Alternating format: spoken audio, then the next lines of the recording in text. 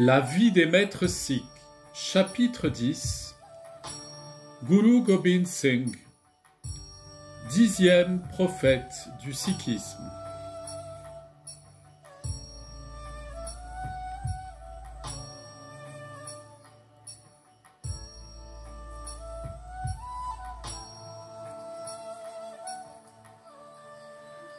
Guru Gobind Singh fut le 10e et le dernier maître spirituel des Sikhs sous une forme humaine.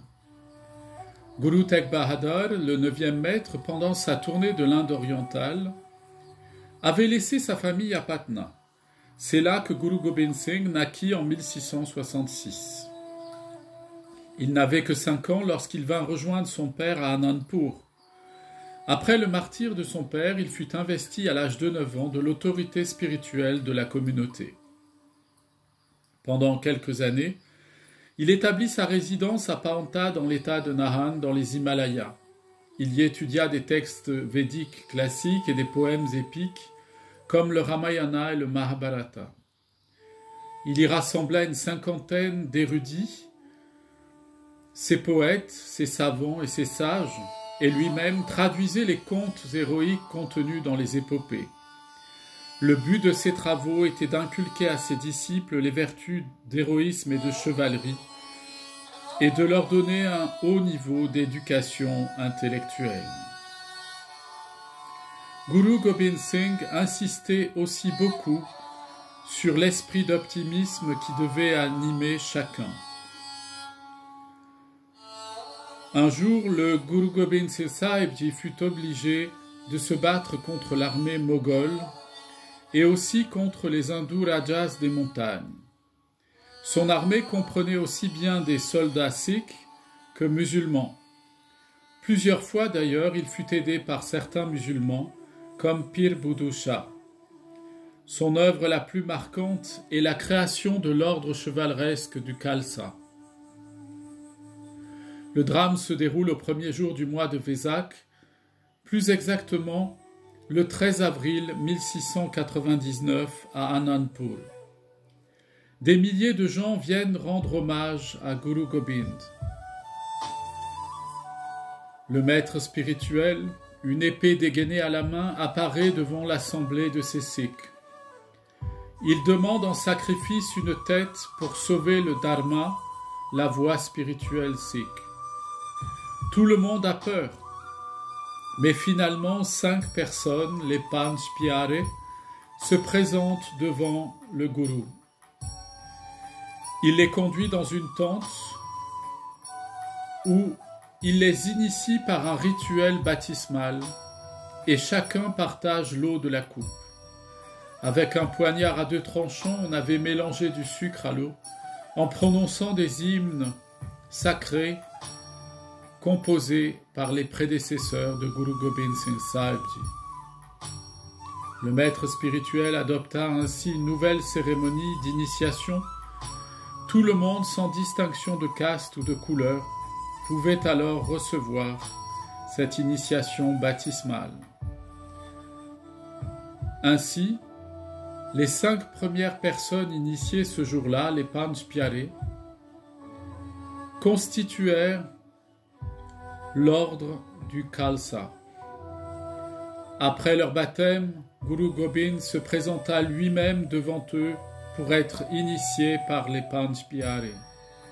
C'est pourquoi il est écrit « Béni est Gobind Singh qui est à la fois le maître et le disciple ». Les Panch Pyare devinrent le noyau de la communauté sikh. Dès lors, Guru Gobind Singh Sahibji ordonna à ses disciples, en particulier à ceux qui étaient initiés, de porter les 5 Ka, Panch Kakar. Kesh, les cheveux non coupés, Kanga, le peigne, Kara, le bracelet d'acier, Kachara, le sous-vêtement en coton, et Kirpan, l'épée. Guru Gobind Singh fut encore obligé de se battre contre l'armée moghole. Les rois hindous des montagnes et l'armée moghole assiégèrent Anandpur pendant 3 ans. Finalement, Guru Gobind Singh fut forcé d'abandonner sa résidence Au cours de cette évacuation, il perdit bien de ses disciples. Peu après eut lieu une autre bataille entre les disciples du maître et l'armée impériale. 2 de ses fils furent tués dans cette bataille. Ses 2 autres fils, qui n'avaient que 5 et 7 ans, furent trahis et livrés au gouverneur de Sirhind. Ils furent emmurés vivants. Malgré tous ces événements, Guru Gobind Singh Sahib-ji ne perdit jamais son optimisme. Il envoya une lettre connue comme Zafarnama, la lettre de la victoire à l'empereur Aurangzeb.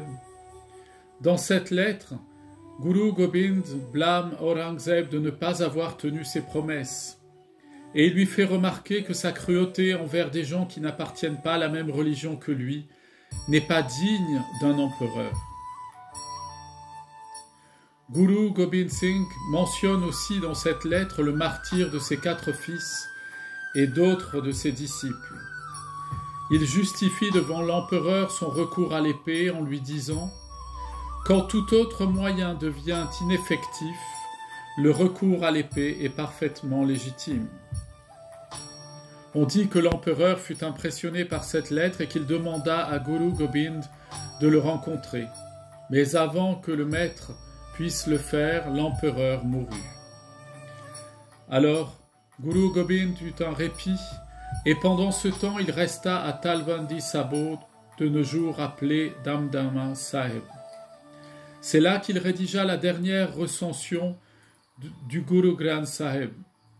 Il y ajouta des hymnes de son père, le 9e maître, mais il n'y inclut pas ses propres écrits. C'est cette recension du Shri Guru Granth Sahib que les Sikhs considèrent aujourd'hui comme leur maître spirituel vivant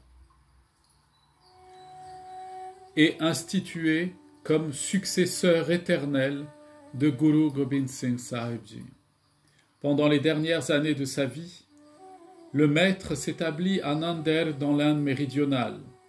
Là, il convertit un ascète Madhodas au sikhisme. Madhodas venait de Rajouri en Cachemire. Il avait renoncé au monde. Après sa conversion au sikhisme, il s'appela Banda Singh. Banda en punjabi veut dire esclave, c'est-à-dire que Banda Singh voulait dire l'esclave du maître. 2 Pathans s'attaquèrent à Guru Gobind Singh. Il fut très grièvement blessé, il succomba à ses blessures. Il est dit que ces Pathans avaient été envoyés pour assassiner le maître spirituel par le gouverneur de Sirhind. Ce gouverneur-là avait déjà fait emmurer vivants les 2 plus jeunes fils du maître.